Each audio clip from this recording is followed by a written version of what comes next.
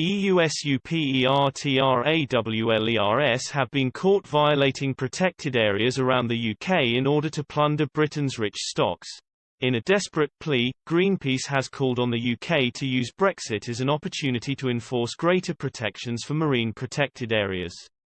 Although the UK has left the EU, super and bottom trawlers are not banned from certain areas, meaning they freely tear off everything in their path, Greenpeace warned. Such is the devastation caused by both in marine protected areas. Chris Thorne, Greenpeace's oceans manager, likened it to operating a bulldozer through a forest. Despite some of the government's claims to be a world leader in marine conservation, Mr. Thorne warned the UK must level up its marine protected areas to stop the devastation caused to the ecosystem.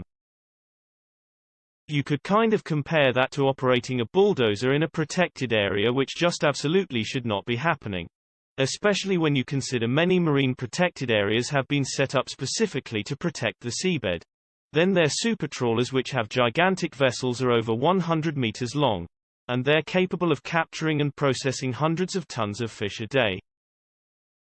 And although their fishing gear doesn't come into contact with the seabed, it's quite clear that if you're taking that much out of the ecosystem in supposedly protected areas, it has a real knock-on effect for the rest of that ecosystem, which is meant to be protected. So we have a broken network of protected areas and the government needs to level them up. Currently, there are 76 marine protected areas around the coastline of the UK.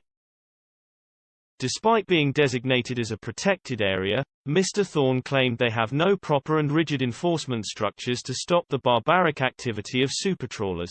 Not only are these large ships destroying the seabed, but they are also putting small fishing communities out of business.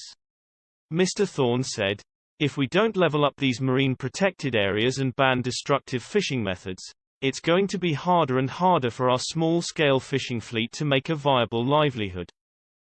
There's going to be these industrial vessels operating free, so there's going to be less fish, and it's going to be harder for the small-scale fishermen to catch fish."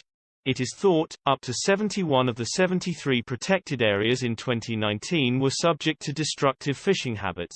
In 2020, Greenpeace found supertrawlers spent 5,590 hours fishing in protected areas. In 2017, supertrawlers had spent just 475 hours fishing in UK protected areas.